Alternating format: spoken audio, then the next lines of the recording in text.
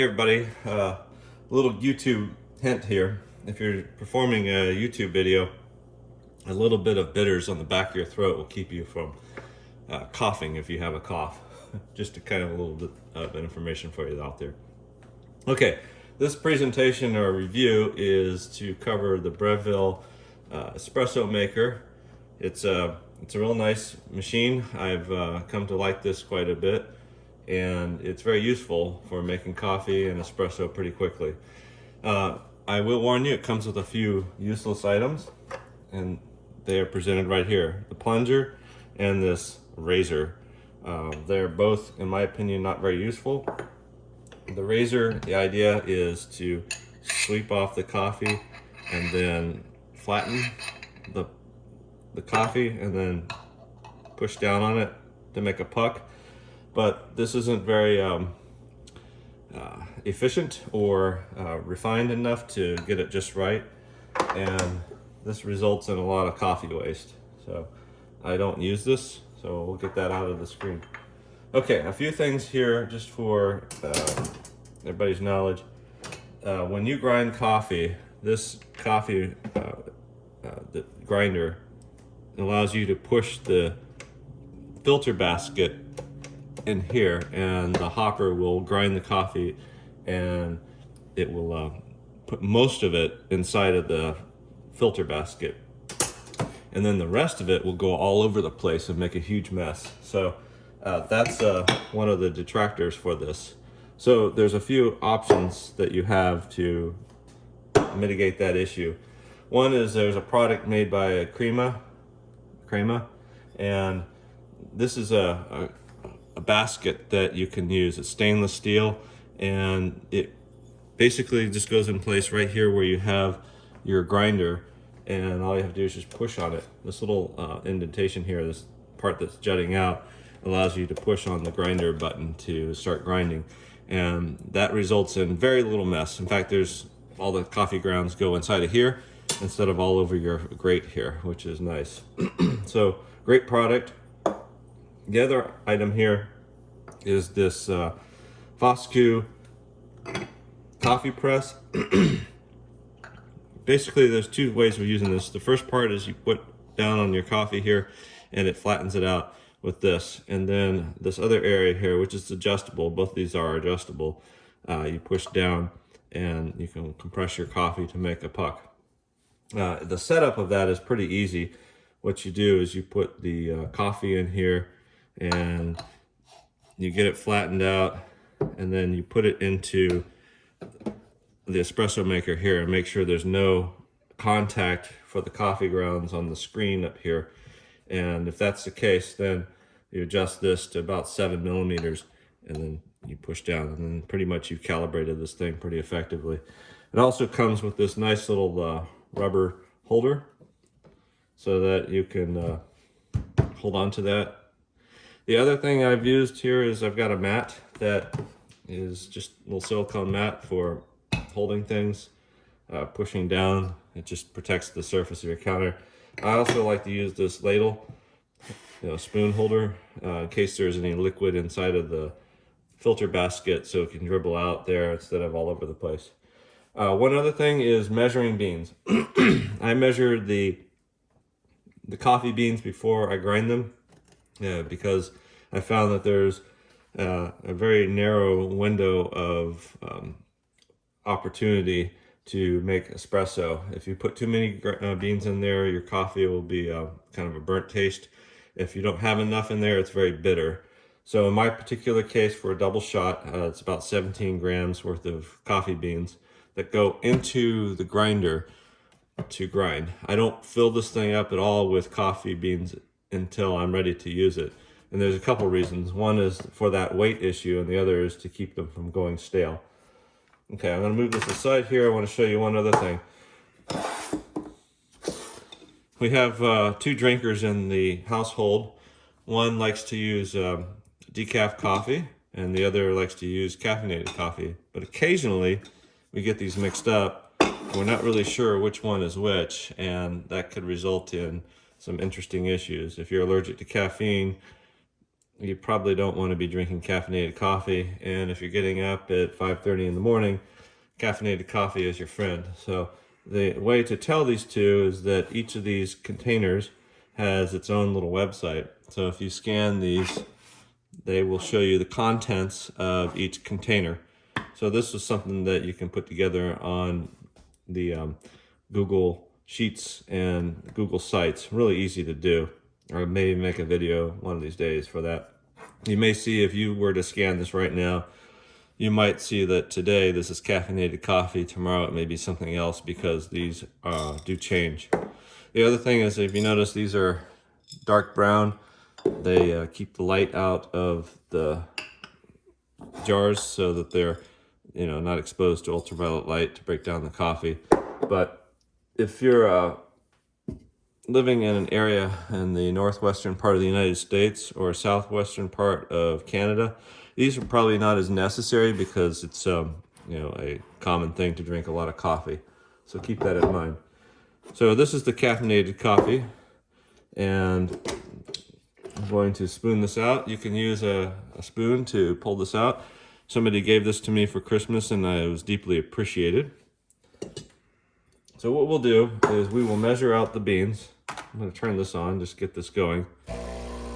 Up top here is a little heater that allows you to heat up the cup. I've got another thing I'll show you a little bit later. I'm going to set the hopper on top of my scale and just wait. So it's right now showing 0 grams, because the hopper itself weighs about 124 grams.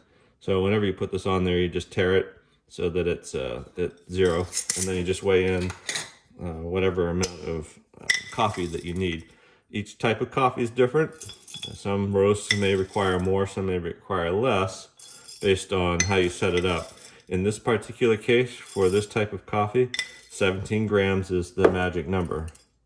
I found that kind of an interesting little tidbit of information. Every coffee bean is about 0.5 grams, or 0.0, probably, let me say that again, 0.1 grams. So we're kind of there.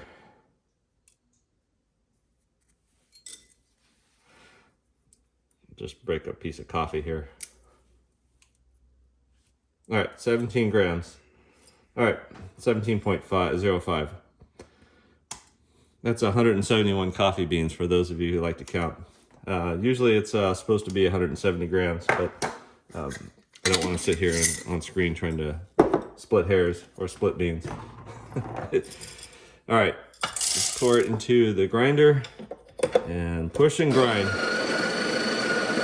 So thankfully this is only 21 seconds of noise.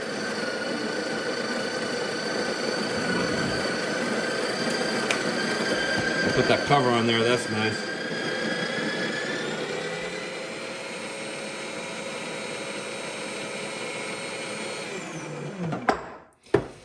One of the things that this espresso maker has is a steamer. So you can steam milk, or you can just steam the cup, make it hot. So I'll demonstrate that for a second. Pretty quick. The other option for you is, if you want to make an Americano or a tea or something else, you can heat up water and put it in there. So we'll just let that sit there for a second while I demonstrate a few other things.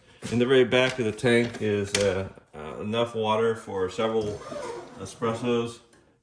If you have a wand like this with your faucet, you can easily fill it back up so that others are appreciative of the ample supply of water. Let's go to the stage of where we put the espresso ground coffee into the filter basket. So just close it on top of each other and tap away, pull that out of there. Wow, almost wasted some coffee there. So just kind of push that over here. If you need to, you can use a espresso brush to just kind of brush off the areas here so that you don't get that in the seals. All right, so we push down on the coffee like this and rotate That will flatten out the coffee. All right. Yeah. You never want coffee to go to waste. So just brush a little bit of the coffee in there. The next thing we'll do is push down on it. So now we've compressed it. Wipe away any residual coffee that's sitting on the edges. That's the coffee that I've wasted today, not very much. All right, filter basket on the espresso maker. Throw out that hot water. You've got a nice hot cup. Do a double pull. So we'll just wait for that to go. It's preheating, or pre-infusing, and now it's making the espresso. So this is highly customizable. You can increase temperature, lower temperature, increase the amount of time for the water coming out of here. You can set your grinder for a certain amount of time, and you can set your grinder for the grind size over here with this knob here to make it more finely ground or coarsely ground to suit your needs. So there's a lot of calibration up front to perform, but once you have it dialed in there, you make a great cup of espresso. Look at that. That's wonderful. There's no leaf in it, of course. Maybe you can make one by going like that. That's like a little strand of a stick, maybe, but not a leaf. See the crema? So enjoy your coffee,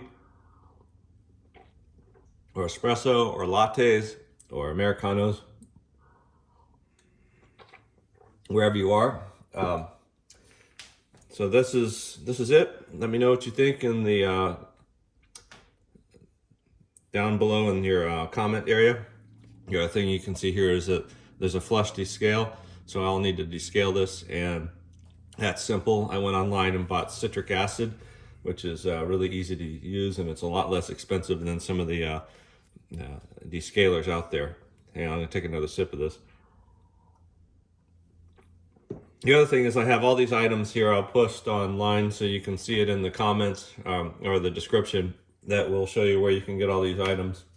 And you can set yourself up for something like this. I am an Amazon affiliate, so any links that you click upon at no cost to you would help me earn a little bit to pay for these types of videos to continue to make them. The other thing is clean up. Just get that coffee puck out of there. Use a knocker, and that allows for you to put all the little coffee pucks inside of here, and then later on you can throw that outside in the garden and just allow that to decompose outside. All right, so thank you very much. I appreciate it.